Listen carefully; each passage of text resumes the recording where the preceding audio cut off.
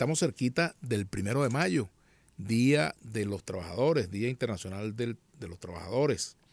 Y por eso, bueno, vamos a abordar este tema con un dirigente sindical del sector universitario. Se trata de Eduardo Sánchez. Él es el presidente del Sindicato de Trabajadores de la UCB, a quien le damos la más cordial bienvenida. Buenas tardes, Eduardo, ¿cómo estás? Buenas tardes, Vladimir, ¿cómo estás? ¿Cómo está la audiencia?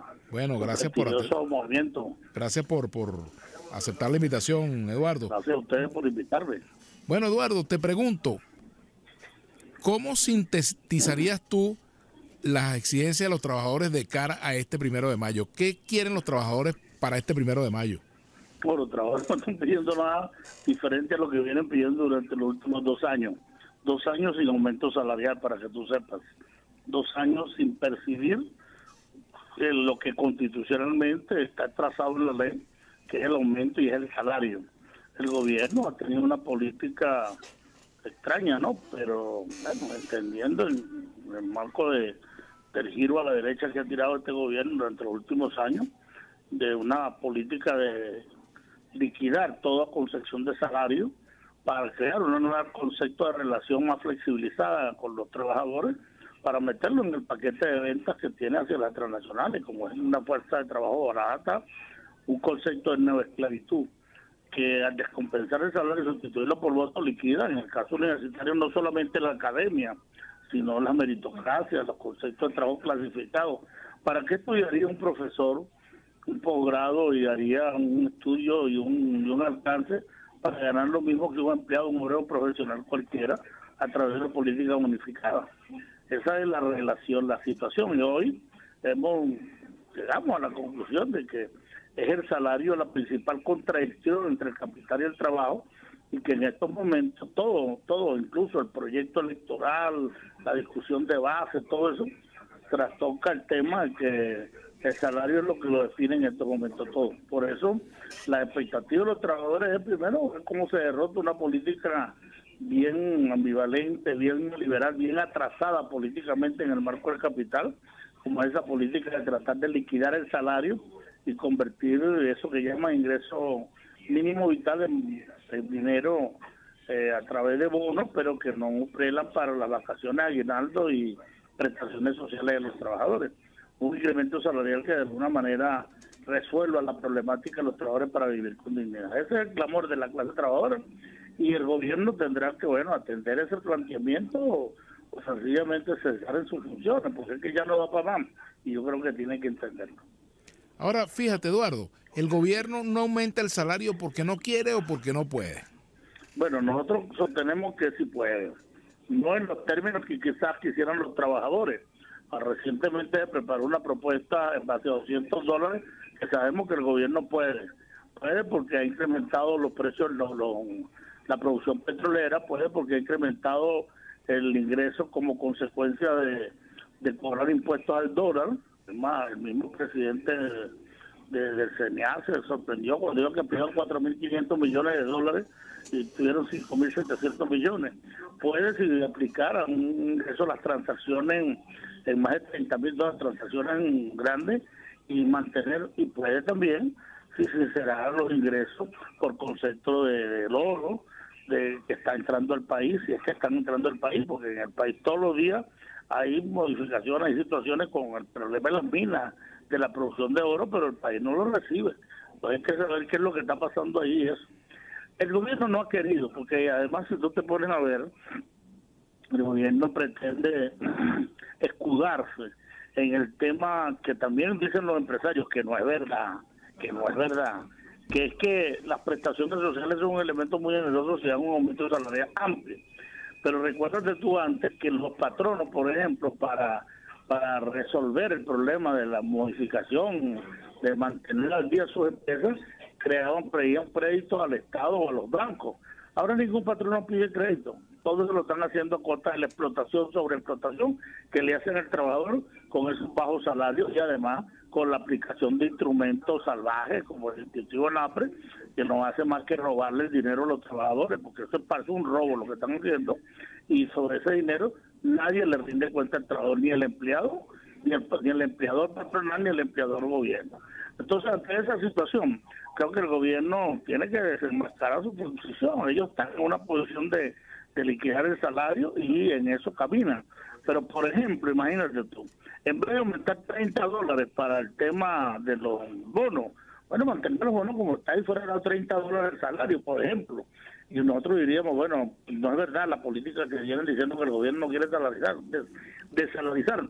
Pero hasta ahora, no sé si ustedes vieron la entrevista de Carlos López, uno de los civiles del gobierno, eso que, bueno, que utilizan como, bueno, sencillamente como una de las voces tenues y lastimeras que andan hablando a nombre del gobierno diciendo, bueno, que a lo mejor los bonos terminan resolviéndonos el problema. No es verdad, y no es verdad. Los trabajadores queremos salario porque esa es la manera de trazar la fuerza de trabajo, y así aspiramos que en esta 1 de mayo se nos dé. El 1 de mayo. Ahora, Eduardo, ¿ustedes han preparado alguna manifestación, alguna concentración? ¿Cómo piensan conmemorar este 1 de mayo? Sí, en primer lugar tenemos que decirte con mucha tristeza, no logramos la unidad, chicos. Nosotros vamos a salir de Plaza Venezuela conjuntamente con otras fuerzas allí. Sin embargo, algunas fuerzas de amigos, compañeros, con los que tenemos muy excelentes relaciones, no pudimos ponernos de acuerdo porque no tolera a aquel, no tolera a este no tolera a aquel, y entonces decidieron salir de allá de Credicar, allá en Chacaíto, por una ruta interesante, ¿no? Y bueno, pero sin embargo los objetivos son los mismos, pues los objetivos son los mismos, es aumento salarial, es salario digno, es la libertad de los trabajadores que están presos, es protección a los trabajadores de la tercera edad, el pago de las prestaciones sociales, etcétera. Por lo menos unificamos en el tema de los planteamientos que se hacen, aunque no logremos trabajar en unidad, pero sin embargo en el resto del país, en casi todo el país, van a salir los trabajadores a la calle en unidad porque la unidad es la garantía de una victoria. Y para Eduardo, nosotros, sería interesante también hablar un poco, hablaste de los trabajadores detenidos. ¿Puedes hacer un recuento de cuáles son los trabajadores que están detenidos? ¿Tienes nombres, en fin? sí, bueno, no, en estos momentos tenemos un grupo de trabajadores. Por ejemplo, tenemos los trabajadores de Sidor, el compañero Romero y otros que están ahí detenidos y que además intuitivamente la gente del Ministerio de Trabajo le digo a los familiares, porque ellos son militantes del PSUV, para otra seña, ¿no? Le dijeron, no nombren jueces, que ellos en los 45 días lo vamos a poner en libertad. Bueno, y sencillamente lo imputaron y lo dejaron preso ahí. Está el caso de la compañera Joana Díaz, que el tribunal le dio orden de libertad el 21 de abril del año 2022, y estamos en 2024, pasó el otro 21 de abril, ya 2 años presos, secuestrada por el CELIM, porque no le quieren dar libertad, un conjunto de compañeros de PDVSA, abogados, médicos, que están detenidos nada más, bueno, por tener afiliación o familiares de alguna persona que está siendo solicitada por el gobierno, etcétera. Pero así están trabajadores maestros y los que están imputados, no solamente imputados, sino que pusieron en libertad, pero que no lo dejan declarar, que tienen la casa por cárcel, bajo los auspicios que el gobierno sencillamente le están aplicando nada más y nada menos que terrorismo, incitación al odio, situaciones como esa. En estos momentos hay más de 100 trabajadores en esas condiciones. Otro aspecto importante en todo esto es la contratación colectiva. ¿En qué medida en una economía como la que tenemos en Venezuela y en un momento político y social como el que tenemos en Venezuela tiene vigencia el concepto de contratación colectiva, cuando más bien muchos trabajadores trabajan por su cuenta, muchos de ellos, aunque trabajen en el sector público, se resuelven, por decirlo de alguna manera, con 2 o 3 empleos adicionales e incluso en el sector privado? ¿En qué medida eso tiene pertinencia? Claro, es muy pertinente. Esa situación ocurre porque, entre otras cosas, hacia allá está trasladando el gobierno el caso de la flexibilización de las diversas jornadas de trabajo. El gobierno decía, quiere un gobierno en dólares que justifica, entonces decía, pues sencillamente trabaja como en otros países 12 y 14 horas, contraviniendo la ley y la Constitución. No es que el trabajador sale a trabajar porque le da la gana, el trabajador sale a trabajar porque tiene que cubrir la cesta básica, porque con $3-4.50 el promedio que le da de 4 a 12 dólares no le da para mantener la familia, y eso lo saben. ¿Y lo saben por qué? Porque los contratos colectivos entraron en crisis cuando ellos aplicaron el instructivo ONAPRE, y a través del instructivo ONAPRE sencillamente agarraron y todos los elementos del contrato colectivo económico lo bajaron de tal manera que no dejan alimentar, no dejan que el contrato suba como tal. Por eso es determinante la lucha por esos que son derechos. que son derechos que no prescriben, que además no pueden ser echados para atrás y que han sido parte de conquista de los trabajadores en los últimos 70 años, y que este gobierno sencillamente en 4 años y de un solo plumazo, pues mandó al fin de la historia todos esos elementos que hemos constituido para convertirnos en la clase obrera más pobre de este continente y de este planeta. El salario venezolano es el salario más bajo de todo el planeta, y eso es una situación en donde llegamos, y no como consecuencia de los elementos del bloqueo nada más, porque desde el 2013 venía un proceso acelerado de liquidación del salario, y el primer elemento del bloqueo fue en el año 2017, es decir, que había ya la tendencia del salario venir cayendo hasta que casi lo entierran. Hoy nosotros decimos, lamentablemente, y tenemos que decirlo, que la situación económica del país no podrá prosperar porque la fuerza de trabajo, que es la determinante por la producción de la riqueza, bueno, una deserción en masa fuera del país, de un segmento importante, no sé si 6, 7 millones, pero la cifra de edades está entre los 17 y 47 años, lo que implica que ese es el lomito de la clase trabajadora, la gente de la fuerza de trabajo, 45% de ellos profesionales, que se tuvieron que ir del país buscando otra fuente para poder ayudar a la crítica situación, no solamente de ellos, sino de sus familiares. Por otro lado, en el país nos quedamos en una situación con la que el gobierno no contaba, que aquí hay 5.3 millones de trabajadores jubilados que viven, que ahorita no viven, sino que sobreviven, que anteriormente era la base social del chavismo, peleaban y defendían al gobierno, y ahora sencillamente los aborrecen, porque es este mismo gobierno el que los condenó a la muerte, los condenó a la desaparición, que hay cerca de 2.7 millones de trabajadores de la administración pública, que anteriormente el gobierno los movía como le daba la gana, porque están ahí, pero que hoy sencillamente están sobreviviendo y están trabajando técnicamente por una cajita de comida y algunos otros subterfugios que le dan como elemento, es decir, ni siquiera por dinero está trabajando la gente, y que en estos momentos, bueno, lo que hay es una tendencia acelerada de la gente de buscar salidas que permitan llevar a esta situación a unas condiciones mejores.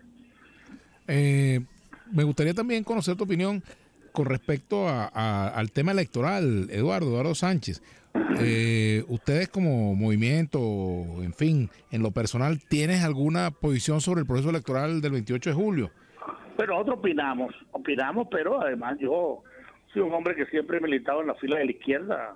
He tenido posiciones radicales y condiciones de esto, y hemos dicho, bueno, que desde el punto de vista de los candidatos que en estos momentos se asoman como candidatos ganadores, que son el del gobierno o el de la oposición, del grupo de la oposición, no nos dicen nada a los trabajadores, en el entendido que nadie quiere opinar sobre el problema de la deuda cuántica que se le está acumulando a los trabajadores y la forma de pelea. Nosotros creemos que la gente tiene que votar masivamente, votar por quien quiera, pero votar. Además, esto es una tragedia que hay que sacársela de encima, y la gente va a ir a votar. Nosotros hemos visto las colas, la gente haciendo cola para votar, y bueno, hemos visto algunas encuestas que terminan no salir después, que dicen que la tendencia al voto entre los venezolanos es el 72%. Eso implica que hay intención de ir a votar, mientras que la intención de votar por el candidato del gobierno no sube a 13%.